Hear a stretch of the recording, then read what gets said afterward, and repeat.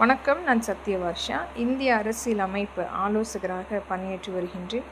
தேசிய பணியாளர்களுடைய உரிமை சட்டம் பகுதி 5 அம்மக்களுக்குரிய கோரிக்கைகளை சட்டமன்றத்தில் அமர்ந்து பேசுவதற்குரிய முன்னுரிமை அளிக்கப்பட வேண்டும். வருகின்ற சட்டமன்ற தேர்தலில் அனைத்து இந்திய அண்ணா திராவிட முன்னேற்றக் கழகம் ஆட்சி அமைக்கும் போது ஒரு முழுமையான பங்களிப்பாக அம்மக்களுக்குரிய கோரிக்கைகளை முழுமையாக பரிசீலனை செய்து அது அவர்களுக்கு சாதகமாக கொண்டு வந்து சேர்ப்பதற்குரிய பங்களிப்பு அளிக்கப்பட வேண்டும். இன்றைக்கும் அவர்களுடைய சமூகம் சார்ந்த பிரச்சனையை ஒவ்வொரு இடத்திலுமே எடுத்துரைக்கும் போது அவர்கள் மீது தேவையில்லாமல் சுமத்தப்பட்ட அனைத்து வழக்குகளையுமே முழுமையாக நீக்கம் செய்து அவர்களும் நம்மை போல வாழ்வதற்குரிய பங்களிப்பை ஏற்படுத்த வேண்டும்.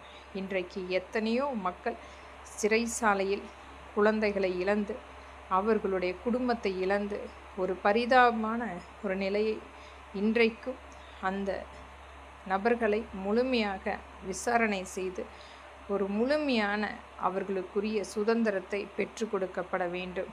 அரசியல் ரீதியாக ஒடுக்குமுறை மற்றும் சமூகம் சார்ந்த நிராகரிப்பு அனைத்தையுமே பொறுமையாக இன்றைக்கும் அம்மக்கள் அவர்களுடைய அனைத்து வகையான உடைமைகளை இழந்திருந்தாலும் பெண்களுடைய கற்பழிப்பு என்பது ஒரு மிகப்பெரிய அளவில் அந்த சமூகம் சார்ந்த அந்த அவர்களுடைய போராட்டத்தின் காரணமாக நடந்த அனைத்தையுமே இன்றைக்கும் ஒவ்வொரு இடத்திலுமே அதற்குரிய ஒரு உரிமை கிடைக்காமல் ஒரு மிகப்பெரிய ஒரு இழப்பு என்பது அவர்களுக்கு மீண்டும் மீண்டும் ஒரு ஆயுதத்தை கொண்டு வந்து ஒரு மிகப்பெரிய பயங்கரவாதமாக ஏற்படுத்துவதற்குரிய சந்தர்ப்பத்தை ஏற்படுத்திய இன்றைய அரசியல் அமைப்பு முழுமையாக மாற்றுவதற்குரிய பங்களிப்பை ஏற்படுத்த வேண்டும்.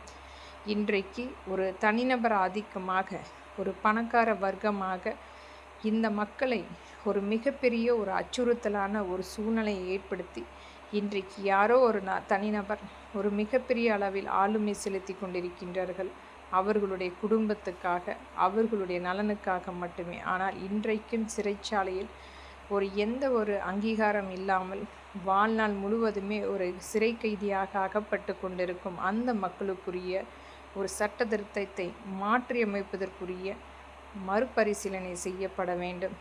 எத்தனையோ பெண்கள் அவர்களுடைய மானத்தை இழந்து அவர்களுடைய வாழ்க்கையை இழந்து எங்கேயோ கண்ணுக்கு தெரியாமல் வாழ்ந்து கொண்டிருக்கும் அந்த மக்களுக்குரிய வாழ்வாதாரத்தை மீட்டெடுப்பதற்குரிய ஒரு பங்களிப்பு முன்னுரிமை அளிக்கப்பட வேண்டும். இது அனைத்துமே முழுமையாக ஒரு